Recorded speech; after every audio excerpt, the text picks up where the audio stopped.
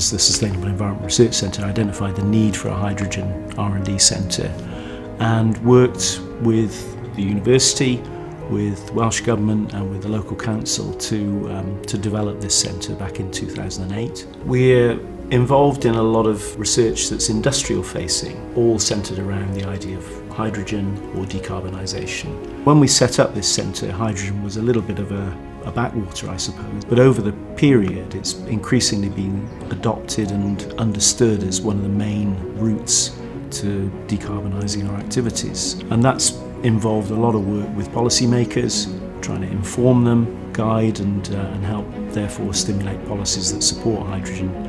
And at all the same time, we've been doing a lot of the R&D that supports the development that goes hand in hand with that policy. South Wales Industrial Cluster is a grouping of industries from Newport to Pembrokeshire. We soon sort of recognised through the university work interactions we were having that industries needed to start to talk to each other to understand what infrastructure we needed within the region to help each individual industry decarbonise. And also we knew by collaborating together and sharing our knowledge with universities and engaging with universities right the way from the start, it's definitely the best way forward in terms of identifying what individual problems are, coming up with options and solutions and driving forward as a regional opportunity.